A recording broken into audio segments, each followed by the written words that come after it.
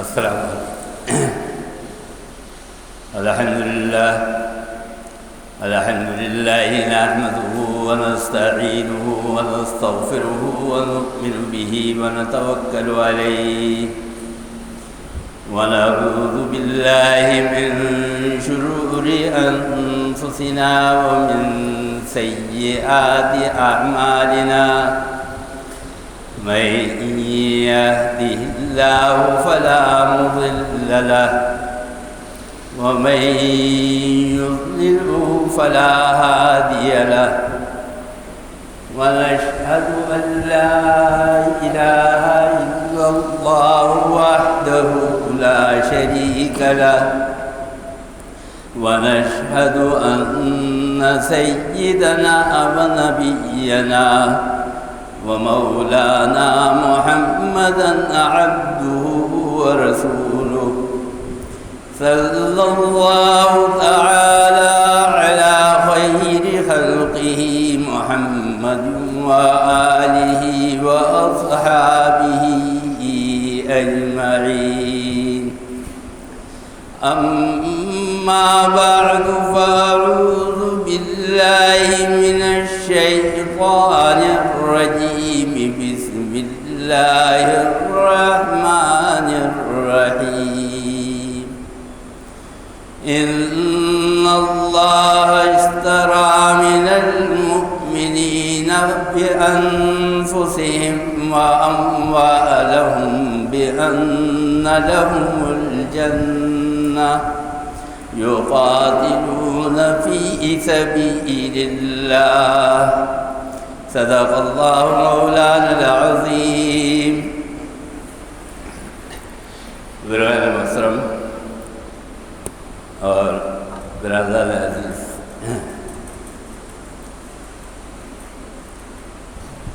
آج سوچا تھا کہ جلدی شروع کروں گا کیونکہ موضوع ایسا ہے کہ ٹائم زیادہ ہو جاتا ہے اور یہ لوگوں کی دلچسپی کا بھی موضوع ہے، یعنی لوگ چاہتے ہیں کہ ہمیں جو ہے معلومات ہو. اور کل ایک جگہ میں یہ عرض کر رہا تھا کہ اب ہمارے یہاں ہسٹری اور تاریخ اتنی مست ہو گئی ہے کہ آپ کو صحیح تاریخ جو ہے وہ ملنا مشکل ہے. کتابوں کے پڑھنے کا اور مطالعے کا رجحان ختم ہو گیا ہے. بس اس وقت جو صحیح ہسٹری ہے وہ صرف انہی لوگوں کے پاس ہے کہ جو سینہ بسینہ منتقل ہوتی بھی آ رہی ہے. حضرت مولانا انتشاب اللہ تھانوی رحمۃ اللہ علیہ نے ایک کتاب تھی، اب تو وہ شاید نہیں ہوتی لیکن میرے پاس وہ موجود ہے، پرانی، اس کا مقدمہ لکھا تھا. تو اس میں انہوں نے یہ لکھا کہ یہ جو کربلا کی تاریخ ہے اور حضرت امام حسین رضی اللہ تعالیٰ عنہ کی شہادت کا واقعہ ہے، یہ تاریخ اس واقعے کے 300 سال بعد لکھی گئی ہے. تو 100 سال میں تو بندہ ہی نہیں رہتا. 100 سال کے بعد یعنی حضور اکرم صلی اللہ علیہ وسلم کی عمر بھی جو ہے وہ 63 برس تھی، اور اس زمانے میں بہت سارے صحابہ جو تھے وہ 100 کے پھیرے کے اندر دنیا سے چلے گئے. تو جو اصل تاریخ تھی، جو اصل حقائق تھے، وہ بس بہت مختصر اور کچھ مستند لوگوں کے پاس جو سینہ پہ سینہ چل رہے تھے وہ رہ گئے. لیکن جو تاریخ لکھی جا رہی تھی، جو مؤرخ تھے، لکھنے والے لوگ تھے، اس کے اندر پھر کچھ صحیح لوگوں کے ساتھ بہت سارے غلط لوگ شامل ہو گئے اور انہوں نے تاریخ کو جو ہے وہ مسخ کر دیا. تو اب آپ اندازہ لگائیں کہ جب کسی واقعے کو 300 سال بعد کوئی لکھے گا تو پھر اس تاریخ میں حقیقت کتنی ہوگی اور اس تاریخ کے اندر جو ہے غلط باتیں جو ہے وہ کتنی بھری ہوئی ہوں گی. بہرحال یہ ایک بہت لمبا موضوع ہے. میں یہ بتا رہا تھا پچھلے جمعے، اس بات کو آپ اچھی طرح ذہن میں رکھیں ورنہ آپ کو حضرت امام حسین رضی اللہ تعالیٰ عنہ کی شہادت سمجھ میں نہیں آئی. حالات کیا چل رہے ہیں؟ حالات یہ چل رہے تھے کہ حضرت عمر فاروق رضی اللہ تعالیٰ عنہ کو شہید کر دیا گیا. اس کے بعد حضرت عثمان غنی رضی اللہ تعالیٰ عنہ کا دور آیا.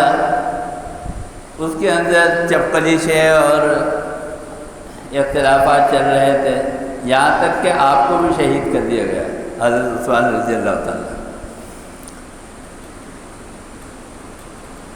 صحابہ موجود ہیں، حضرت علی کرم اللہ تعالیٰ کرم اللہ وجہ موجود ہے. صحابہ نے بولا کہ حضرت عثمان آپ اجازت دیں تو ہم ابھی تلواریں نکال لیں اور ان لوگوں کو جو ہے صفایا کر دیں. لیکن آپ دیکھیے اس زمانے کا دور، خیر کا دور، آج کا دور، آپ نے کیا جواب دیا؟ حضرت عثمان رضی اللہ تعالیٰ عنہ نے فرمایا کہ میں نہیں چاہتا کہ سرزمین حرم پر اور حضور اکرم صلی اللہ علیہ وسلم کی جو سرزمین ہے مسجد نبوی مدینے کے اندر خون بہے. میں یہ نہیں چاہتا. شہادت مجھے قبول ہے، مرنا مجھے گوارا ہے، قتل ہونا مجھے گوارا ہے، لیکن میں یہ نہیں چاہتا کہ مدینے کی سرزمین پر خون بہے.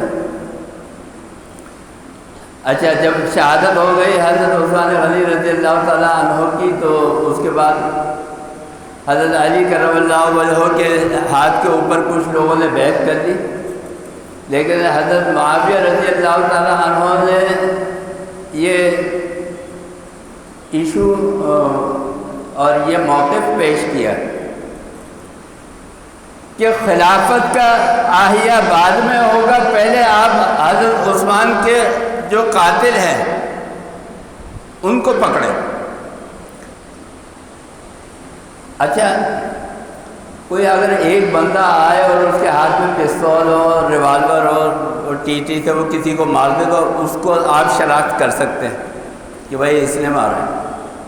لیکن حضرت عثمان غنی رضی اللہ تعالیٰ عنہ کی جو شہادت ہوئی ہے وہ ایسے ہوئی ہے کہ اس کے اندر بلوا ہوا ہے اور ایک گروہ نے جو ہزاروں کے اوپر مشتمل تھا، کئی سو لوگوں کے اوپر مشتمل تھا، اس نے بیک وقت حملہ کیا.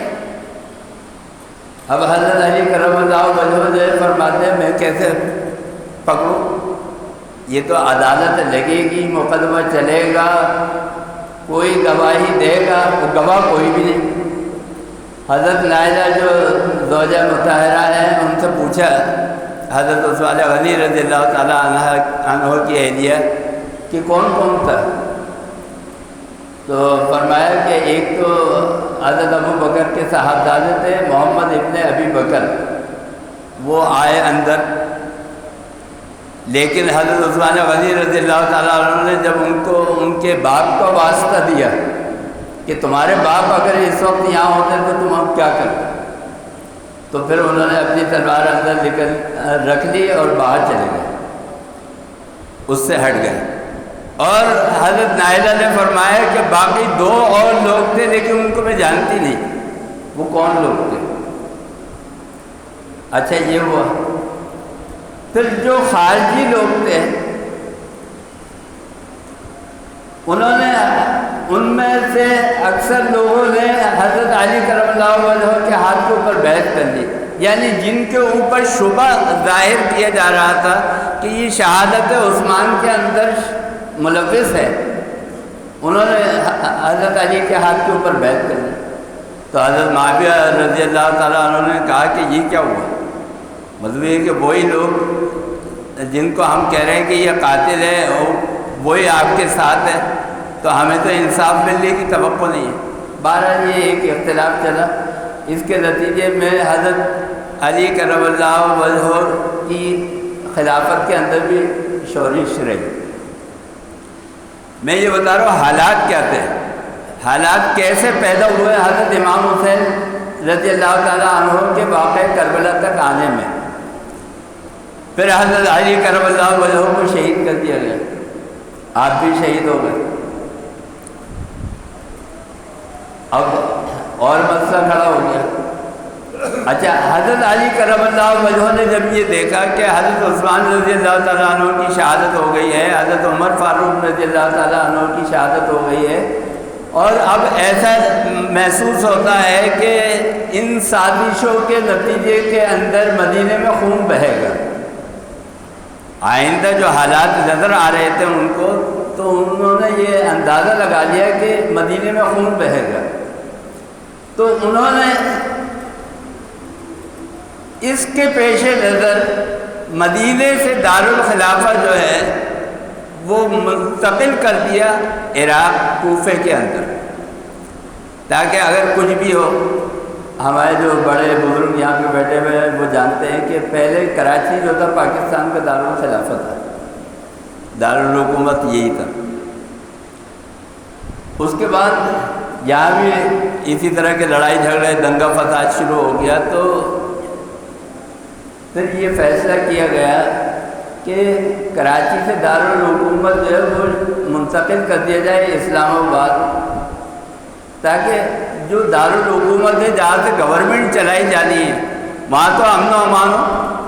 ایسا تو نہیں ہے کہ روزانہ جو ہے ہڑتالیں، دکانیں بند، شٹر ڈاؤن اور گولیاں چل رہی ہیں، دارالحکومت میں تو یہ سب کچھ نہیں ہوتا۔ تو کراچی سے منتقل کر کے اسلام آباد چلا گیا دارالحکومت۔ اسی طرح دارالخلافہ مدینے سے حضرت علی کرم اللہ وجہہ نے اس وجہ سے کہ انتشار سے بچا رہے مدینہ، اس کو منتقل کر دیا کوفہ کے اندر عراق میں۔ خیر اس کے بعد بھی جو ہے وہ یہ سازشیں چلتی رہی، اور اس کے اندر یہودی بھی ملوث تھی ساری کہانی پیچھے انہی کی ہے۔ حضرت علی کرم اللہ وجہہ کی شہادت ہو گئی، اس کے بعد حضرت امام حسن رضی اللہ تعالیٰ عنہ جو صاحبزادے حضرت علی کرم اللہ وجہہ کے، ان کو مسلمانوں نے مدینے میں خلیفہ مقرر کر دیا۔ اچھا، ان کی خلافت کے اوپر حضرت معاویہ نے بھی کوئی اعتراض نہیں کیا، بس وہ جو مقدمہ تھا کہ حضرت عثمان غنی رضی اللہ تعالیٰ عنہ کے جو قاتل ہیں ان کو انجام تک پہنچایا جائے، کیفے کردار تک پہنچایا جائے، وہ مطالبہ اپنی جگہ رہا۔ اور امام حسن رضی اللہ تعالیٰ عنہ بڑے جلیل القدر صحابی تھے، حالانکہ بہت کم عمری میں حضور اکرم صلی اللہ علیہ وسلم ان سے جدا ہو گئے تھے، لیکن روایات میں لکھا ہے محدثین نے کہ حضور اکرم صلی اللہ علیہ وسلم کے چہرے مبارک کی جو شبیہ تھی وہ حضرت امام حسن رضی اللہ تعالیٰ عنہ کے اندر آتی تھی۔ آپ کا چہرہ جو تھا وہ حضور پاک صلی اللہ علیہ وسلم کے چہرے سے بہت ملتا تھا، بڑی اس کے اندر شباہت آتی تھی، مشابہت تھی بہت۔ اور دوسرے یہ کہ حضرت امام حسن رضی اللہ تعالیٰ عنہ کے بارے میں ایک اور بھی واقعہ مشہور ہے کہ حضرت امام حسن رضی اللہ تعالیٰ عنہ نے کثرت سے نکاح کیے، 100 سے زیادہ تقریباً انہوں نے نکاح کیے، لیکن بعض بڑے لوگوں کے کسی کام کے اندر کوئی نہ کوئی حکمت ہوتی ہے۔ اب جیسے ہمارے یہاں اسلام کے اندر ہے کہ ایک وقت میں آپ 4 نکاح کر سکتے ہیں، لیکن حضور اکرم صلی اللہ علیہ وسلم نے آپ نے 9 یا غالباً 11 نکاح فرمائے۔ حکمت یہ تھی کہ دین جو ہے وہ آگے پھیلایا جائے، خواتین کے اندر جو خواتین کے مسائل ہیں وہ خواتین جا کے بیان کریں، تو اس لیے آپ صلی اللہ علیہ وسلم نے نکاح فرمایا۔ اسی طرح حضرت امام حسن رضی اللہ تعالیٰ عنہ نے بھی کافی نکاح فرمائے۔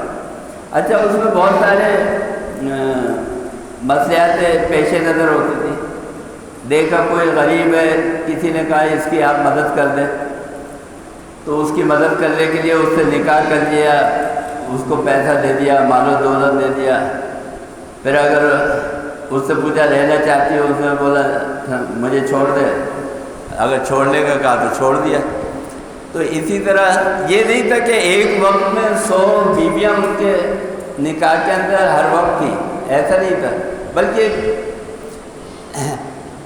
کوئی جو ہے وہ 1 سال پہلے کی، کوئی 6 مہینے بعد کی، کوئی 9 مہینے بعد کی، اس طرح مختلف اوقات میں نکاح کیے بھی، اور بہت ساری آپس کی رضامندی سے چھوڑ بھی دی، تو کثرت سے نکاح کیے۔ اصل میں ہمارے یہاں جو ہے یہ ایک انتہائی اس معاشرے کی بدقسمتی ہے، جس کی وجہ سے ہمارے یہاں 25 سال کی بیوائیں جو ہے وہ بیٹی رہتی ہے۔ یعنی اگر کوئی لڑکی بیوہ ہو گئی ہے اور کم عمر ہے، 20 سال 25 سال کی عمر میں اگر بیوہ ہو گئی ہے، اب وہ بیٹی میں نکاح ہی نہیں ہو رہا اس کا۔ بہت ساری ہیں ان کی طلاق ہو جاتی ہے، وہ بیٹی میں، کیوں؟ اس لیے کہ ہمارے ایک سوچ، ایک کلچر یہ ہے کہ بس مولانا صاحب نے کہہ دیا ہے ایک سے زیادہ ایک وقت میں نہیں رکھنا ہے۔ ابھی مجھ سے پچھلے جمعے ایک صاحب پوچھنے لگے، کہہ رہے ہیں کہ وہ مرد جو ہے وہ دوسرا نکاح کر سکتا ہے؟ میں نے بولا بالکل کر سکتا ہے، کیوں نہیں کر سکتا؟ انہوں نے بولا وہ پہلی بیوی سے اجازت لینی پڑے گی۔ میں نے بولا کوئی ضروری نہیں ہے، کوئی پوچھنے کی ضرورت نہیں۔ کہ نہیں ایسا تو ہوتا ہے۔ میں نے بولا ہوتا ہے تو ہونے کو تو بہت کچھ ہو رہا ہے۔ تو میں نے بولا جو آپ شرعی مسئلہ جاننا اگر چاہتے ہیں تو شرعی مسئلہ یہ ہے کہ یہ رائٹ ہے مرد کا ایک وقت میں 4 رکھ سکتا ہے۔ اب آپ دیکھیں، میں زیادہ وقت نہیں لوں گا، اصل موضوع سے ہٹ جاؤں گا۔ کسی کی بیوی بیمار ہو گئی، فرض کرے وہ کوئی گر گئی، ٹانگ کی ہڈی ٹوٹ گئی، چل پھر نہیں سکتی، معذور ہے، اب گھر کا کام کاج رکا ہوا ہے، کس کو بلائے؟ بہن کو بلائے، بیٹی سے کہے بیٹی ہے نہیں ہے، اولاد ہے نہیں ہے، 10 مسئلے ہیں۔ مہکے بھی تو جاتی ہے، بیوی اگر مہکے چلی گئی، شوہر پڑا ہوا ہے، ساس اگر بیمار ہے 15 دن کے لیے، 1 مہینے کے لیے اگر وہ چلی گئی بیوی، شوہر گھر کے اندر اکیلا ہے، یہ ساری مصلحتیں ہیں جس کی وجہ سے اجازت دی گئی۔ ہم نے جو ہے وہ اسلام کے نام پہ گلا گھونٹ کے اور معاشرے کو وہ رکھا ہے، اس کی وجہ سے یہ سارے نقصان ہو رہے ہیں۔ تو میں یہ بتا رہا تھا، حضرت امام حسن رضی اللہ تعالیٰ عنہ نے ان مصلحتوں کی وجہ سے بھی نکاح کیے کثرت کے ساتھ۔ خیر، ابھی وہ سلسلہ چل رہا ہے سازشوں کا۔ حضرت امام حسن رضی اللہ تعالیٰ عنہ نے یہ دیکھا کہ جو خلافت اسلامیہ ہے، حضور اکرم صلی اللہ علیہ وسلم کی لائی ہوئی اسلامی ریاست ہے، یہ 2 ٹکڑے ہونے جا رہی ہیں۔ یعنی یہ جو حالات چل رہے ہیں، اس کا لازمی نتیجہ یہ ہوگا کہ خلافت کے 2 ٹکڑے ہو جائیں گے۔ ایک ادھر شام کے اندر دمشق میں حضرت معاویہ، اور ادھر مدینے میں، مکے میں، سرزمین عرب کے اندر یہاں پہ امام حسن۔ تو حضرت امام حسن رضی اللہ تعالیٰ عنہ نے بصیرت سے کام لیتے ہوئے استعفیٰ دے دیا اور کہا حضرت معاویہ کو کہ آپ تشریف لے آئے، میں آپ کے ہاتھ کے اوپر بیعت کرنے کو تیار۔ یہ بہت بڑی فراست سے کام لیا حضرت امام حسن رضی اللہ تعالیٰ عنہ نے، حالانکہ سب آپ کی بیعت کے اوپر جو ہے وہ متفق تھے۔ خیر، جب یہ مسئلہ ہو گیا، اچھا ایک چیز آپ کو اور بھی بتاؤں، حضرت عمر فاروق رضی اللہ تعالیٰ عنہ کے دور سے جو بحریہ کی کمانڈ تھی، یہ جو شپنگ کا محکمہ ہوتا ہے، یہ حضرت عمر فاروق رضی اللہ تعالیٰ عنہ نے حضرت معاویہ کے سپرد کی تھی، اور اس کے بعد یہ جو بحریہ کا ادارہ تھا یہ حضرت معاویہ رضی اللہ تعالیٰ عنہ چلاتے تھے، اور انہوں نے اس کے اندر کئی جنگیں لڑی اور اس میں فاتح ہوئے، فتوحات حاصل کی۔ اور دوسری چیز یہ یاد رکھیے گا کہ حضرت معاویہ رضی اللہ تعالیٰ عنہ جو ہے وہ کاتب وحی تھے، یعنی جو وحی اترتی تھی حضور اکرم صلی اللہ علیہ وسلم، اس وحی کو لکھتے تھے۔ تو اگر آج کوئی حضرت امیر معاویہ رضی اللہ تعالیٰ عنہ سے بغض رکھے گا اور یہ ان کی صحابیت کا یا ان کے مقام کا انکار کرے گا، تو اس کا مطلب ہے کہ پھر اس قرآن کا کیا اعتبار جو حضرت معاویہ رضی اللہ تعالیٰ عنہ نے لکھا تھا؟ تو ہمارے لیے تمام صحابہ جو ہے وہ برابر ہے۔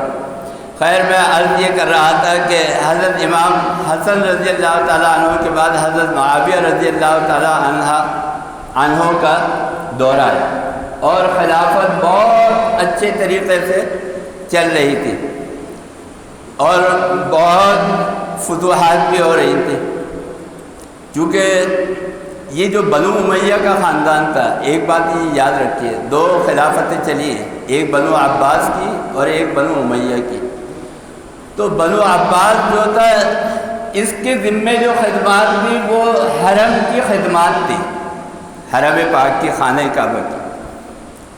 اور حضرت معاویہ کا جو خاندان ہے بنو امیہ، یہ ہمیشہ سے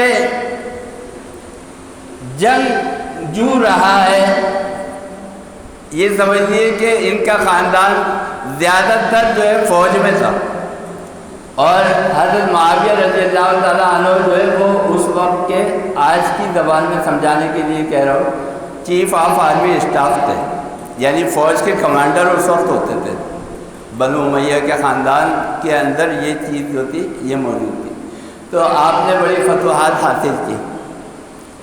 اب جب حضرت معاویہ رضی اللہ تعالیٰ عنہ کا بڑھاپا آیا اور آپ نے یہ محسوس کیا کہ اب میری زندگی کے دن جو ہے وہ بہت کم رہ گئے ہیں، ہو سکتا ہے کہ میں اب زیادہ زندہ نہ رہوں، تو آپ نے صحابہ سے مشورہ کیا اور صحابہ سے مشورہ کر کے یہ کہا کہ اب یہ بات آپ بڑے غور سے سنیے گا، یہ سارا کھیل آج جو چلتا ہے نا، کربلا کے واقعے کو توڑ مڑوڑ کے پیش کرنے کا، یہ انہی چیزوں کے گرد گھومتا ہے، تو صحیح تاریخ آپ کو معلوم ہونی چاہیے۔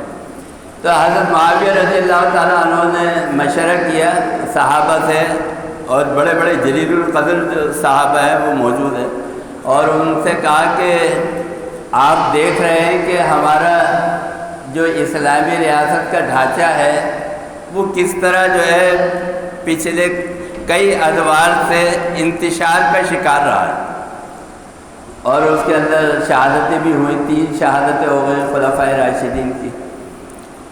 تو میں یہ چاہتا ہوں کہ اس انتشار اور آئندہ خون خرابہ نہ ہو، اس سے بچنے کے لیے کسی کو جو ہے وہ اپنی زندگی میں نامینیٹ کر دوں، نامزد کر دوں، تاکہ اس وقت جس وقت میرا انتقال ہو، میری وفات ہو، تو یہ جھگڑے بازی نہ ہو، اس کے اوپر خون خرابہ نہ ہو۔ تو اچھا، اب یہ بات اس وقت جو ہے وہ کابینہ جو کیبنٹ تھی اس کے اندر آ گئی۔ اب حضرت معاویہ کے ارد گرد جو بھی مشیران تھے اور جو بھی لوگ تھے، اس میں صحابہ بھی تھے اور غیر صحابہ بھی تھے، چونکہ آپ کی حکومت جو ہے وہ شام سے آئی تھی۔ تو اب یہ چیزیں ہو رہی ہیں، تو صحابہ نے یہ مشورہ دیا کہ دیکھیں آپ وہ کام کریں کہ جو رسول اللہ صلی اللہ علیہ وسلم نے کیا، یعنی کسی کو نامزد نہیں کیا، جب آپ کا وصال ہو گیا مسلمانوں پہ چھوڑ دیا، مسلمان جس کو چاہے منتخب کریں، یا تو آپ یہ کام کریں یا وہ کام کریں جو حضرت ابو بکر صدیق رضی اللہ تعالیٰ عنہ نے کیا تھا، اور وہ یہ کیا کہ اپنے سے بہتر آدمی کو نامزد تو کیا، لیکن ان کا تعلق حضرت عمر فاروق رضی اللہ تعالیٰ عنہ کا تعلق ان کے خاندان سے نہیں تھا، یعنی اپنے خاندان کے کسی آدمی کو آپ نامینیٹ نہ کریں۔ ویسے آپ صحابہ میں جس کو سمجھتے ہیں کہ یہ بہتر انتظام حکومت سنبھال سکتے ہیں، ان کو آپ نامینیٹ کر دیں، یا تو آپ یہ کام کریں۔ یہ وہ کام کرے کہ جو حضرت عمر فاروق رضی اللہ تعالیٰ عنہ نے کیا. انہوں نے 6 آدمیوں کی 6 صحابہ کی کمیٹی بنا دی اور انہوں نے جا کر جو تھا وہ گھر گھر لوگوں سے مل کے انڈیویجولی بھی اور لوگوں کے پاس جا کے بھی لوگوں سے یہ رائے قائم کی, پوچھی, معلومات کی کہ کس کو خلیفہ ہونا چاہیے. تو بہرحال کسی نے حضرت علی کرم اللہ وجہہ کا نام لیا, لیکن زیادہ تر اکثریت جو ہے وہ حضرت عثمان غنی رضی اللہ تعالیٰ عنہ کے نام پر متفق ہو گئی. اور حضرت علی کرم اللہ وجہہ نے فرمایا کہ میں بھی حضرت عثمان کے ہاتھ کے اوپر بیعت کرتا ہوں, یا تو آپ یہ طریقہ اختیار کریں. حضرت معاویہ رضی اللہ تعالیٰ عنہ جو ہے سوچ رہے کہ اب میں کیا کروں. اچھا, اب ہوتے نا گورنمنٹ میں کچھ لوگ ہوتے ہیں سازشی. انہوں نے کیا کرا کہ حضرت معاویہ رضی اللہ تعالیٰ عنہ کے جو لوگ قریب تھے, اور یزید حضرت معاویہ رضی اللہ تعالیٰ عنہ کا بیٹا ہے. اب کچھ لوگ وہاں پہ اس کے بھی ہمدرد تھے, وہ چاہتے تھے کہ یہ یزید جو ہے یہ آ جائے. اپنے اپنے مفادات ہوتے نا کہ ہمیں فائدہ ہوگا, ہمیں پلاٹ ملے گا, ہمیں پرمٹ ملے گا, ہمیں لائسنس ملے گا, یہ ہوگا وہ ہوگا, فائدے اٹھائیں گے. تو انہوں نے یہ کوشش کی, انہوں نے یہ اس سوچ کو بڑھایا کہ یزید جو ہے وہ بن جائے. اچھا, اس کے لیے انہوں نے بعد لوگوں سے ملنا جلنا شروع کیا, جو اپنے ہم خیال لوگوں تھے ان کو جمع کرنا شروع کیا کہ یار یزید کے لیے جو ہے حمایت کرو, یزید کے لیے حمایت کرو, یہ بہت اچھا ہے, اس سے بڑا فائدہ ہوگا, یہ اس طرح کا چکر. اور اب لوگ آ رہے ہیں, جو یزید کے حامی لوگ ہیں وہ آ رہے ہیں اور آ کے حضرت معاویہ رضی اللہ تعالیٰ عنہ سے مل رہے. ارے آپ کے بیٹے جو ہے وہ تو بہت لائق ہے اور بڑے اس کے اندر صلاحیتیں ہیں اور یہ تو بڑا اچھا ہے, اور آپ اس کو جو ہے وہ نامزد کر دیں, خلیفہ نامزد. اچھا, پھر یہ سازش جو تھی یہ صرف محل تک نہیں رہی, بلکہ باہر سے بھی خطوط لکھوانے شروع کر دیے انہی لوگوں نے. یہ جو یزید کے چاہنے والے تھے, انہوں نے وہاں سے بھی خطوط لکھوانے شروع کر دیے, اور حضرت امام حضرت معاویہ رضی اللہ تعالیٰ عنہ کو یہ ظاہر کرنے کی کوشش کی کہ سب جو ہے وہ یزید کو زیادہ تر اکثریت یزید کی حامی ہے. اچھا, ابھی حضرت معاویہ رضی اللہ تعالیٰ عنہ نے کوئی فیصلہ نہیں کیا, مشاورت جاری ہے. بعض صحابہ نے کھل کر حضرت معاویہ رضی اللہ تعالیٰ عنہ کو کہا کہ دیکھیں آپ یزید کو ہرگز نامزد نہیں کیجیے گا, اس لیے کہ وہ آپ کا بیٹا ہے, آپ کے خاندان سے ہے, اور دوسرے یہ کہ یزید جو ہے یہ ذرا لاؤبالی ٹائپ کا ہے. آج کل کی زبان میں آپ سمجھ لیں آزاد خیال, روشن خیال, لبرل. تو یہ جو ہے یہ حکومت چلانے کا اہل بھی نہیں ہے, اور بڑا فساد ہوگا, بڑا خون خرابہ ہوگا. تو حضرت معاویہ رضی اللہ تعالیٰ عنہ نے ابھی کوئی فیصلہ نہیں کیا, لیکن اس دوران آپ کی طبیعت جو تھی وہ زیادہ ناساز ہو گئی. اور جیسے سعودیہ میں ہوتا ہے نا, یا دبئی وغیرہ میں آپ نے دیکھا ہوگا کہ اگر کوئی بادشاہ بیمار ہو جائے تو اس کی بیماری کو چھپاتے ہیں. تو اسی طرح حضرت معاویہ رضی اللہ تعالیٰ عنہ سے چونکہ یہ فیصلہ کروانا تھا کہ وہ یزید کو نامزد کر دے, تو آپ کی بیماری کو چھپایا گیا. اور اسی دوران جو ہے وہ آپ کی وفات ہو گئی, آپ کا وصال ہو گیا, لیکن اس کو بھی مخفی رکھا گیا. اور یزید نے حضرت امام حسین رضی اللہ تعالیٰ عنہ اور جو بڑے بڑے صحابہ تھے ان کے پیچھے لوگ لگا دی کہ یزید کے ہاتھ کے اوپر آپ بیعت کر لیں, یزید کی حمایت کریں. تو اچھا, امام حسین رضی اللہ تعالیٰ عنہ کے پاس جب یہ خبر پہنچی تو امام حسین رضی اللہ تعالیٰ عنہ نے فرمایا مجھے ایسا محسوس ہوتا ہے, پتہ نہیں چلا ابھی خبر لیک نہیں ہوئی ہے, فرمایا کہ مجھے ایسا محسوس ہوتا ہے کہ معاویہ کا انتقال ہو گیا. اچھا, جیسے میں نے بتایا کہ خلفائے راشدین بھی مدینے کو خون خرابے سے بچانا چاہتے تھے۔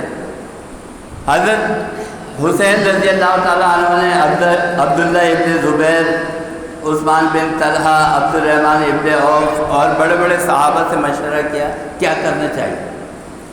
تو انہوں نے کہا کہ دیکھیں ابھی معاملات کو دیکھیں کیا معاملات کہاں تک جاتے ہیں، پھر اس کے بعد فیصلہ کریں گے۔ تو امام حسین رضی اللہ تعالیٰ عنہ نے کہا کہ ہمیں یہاں سے مدینے سے نکلنا چاہیے، کیونکہ یزید نے بندے چھوڑ دیے اور چونکہ خانوادہ رسول سے تعلق تھا حضرت امام حسین رضی اللہ تعالیٰ عنہ کا، تو ان کی مخالفت جو ہے اس کا مطلب یہ کہ سارے مدینے کی مخالفت ہے یزید کے خلاف، اور ان کی حمایت، ان کا ووٹ ڈالنا، اس کا مطلب یہ کہ سارے مدینے کی حمایت ہے۔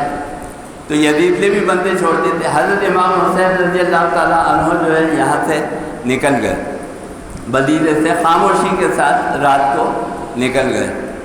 اچھا، وہاں یزید نے جو تھا وہ اپنا کام شروع کر دیا۔ اس کے بعد بہت لمبا واقعہ ہے، میں بس اس کو ختم کروں گا۔ اس کے بعد وہاں عراق سے، کوفے سے، وہاں لوگوں کو جب یہ پتہ چلا کہ حضرت معاویہ جو ہے وہ نامزد کرنا چاہتے ہیں، تو انہوں نے حضرت امام حسین رضی اللہ تعالیٰ عنہ کو خط لکھے کچھ، اور کچھ لوگوں نے آ کے اپنی حمایت کا یقین دلایا کہ جو دارالخلافہ ہے اس کے لوگ آپ کے ساتھ ہیں۔ تو حضرت امام حسین رضی اللہ تعالیٰ عنہ نے اپنے چچا داد بھائی مسلم بن عقیل کو بھیجا اور کہا کہ تم جاؤ اور جا کے وہاں پہ پتہ کرو کہ یہ بات جو ہے وہ صحیح ہے یا نہیں۔ اچھا، یہ جو میں نے کچھ صحابہ کا ذکر کیا، ان میں سے بعض بڑے بڑے صحابہ نے حضرت امام حسین رضی اللہ تعالیٰ عنہ کو منع کیا کہ آپ نہ جائیں، مدینے سے نہ نکلیں، یہاں سے آپ جو ہے خروج نہ کریں۔ تو حضرت امام حسین رضی اللہ تعالیٰ عنہ نے دو باتیں کہیں۔ انہوں نے کہا کہ دو باتیں ہیں، ایک تو یہ کہ میں جب یہاں پہ رہوں گا تو یا تو یزید کے ہاتھ کے اوپر بیعت کروں، اور اگر میں بیعت نہیں کرتا تو ظاہر بات ہے کہ وہ یزید جو ہے وہ مجھے چھوڑے گا نہیں اور مجھے مجبور کرے گا اپنی حمایت کے لیے۔ اچھا، بیعت میں کیوں نہیں کر سکتا؟ میں جس کو، ایک بات یہ یاد رکھیے گا، مجتہد کے لیے بھی، وہ تو صحابی رسول تھے، مجتہد کے لیے بھی اگر کسی مسئلے میں اس کو یہ یقین ہو جائے کہ یہ مسئلہ فلاں امام کے مطابق نہیں بلکہ میں یہ سمجھتا ہوں کہ یہ مسئلہ ایسے صحیح، پھر اس مجتہد کے لیے یہ جائز نہیں ہے کہ وہ پچھلے امام کی اقتدا کرے۔ اگر وہ مجتہد یہ سمجھتا ہے کہ یہ مسئلہ جو میں نے اجتہاد کیا یہ صحیح ہے تو پھر اس کے لیے جائز نہیں۔ تو حضرت امام حسین رضی اللہ تعالیٰ عنہ کی دو حیثیتیں تھیں، ایک تو وہ صحابی رسول تھے اور دوسرے یہ کہ وہ نواسہ رسول تھے۔ فرض کرے اگر آج پاکستان میں میرے خاندان کی حکومت ہو اور اس کے اوپر کوئی آنچ آئے، کوئی خطرہ آئے، تو سب سے پہلی ذمہ داری اس سسٹم کو بچانے کی کس کی ہوگی؟ میری ہوگی نا۔ آپ سے تو میں بعد میں کہوں گا کہ بھائی میرے ساتھ دے، لیکن سب سے پہلے ذمہ داری جو ہے وہ میری ہوگی۔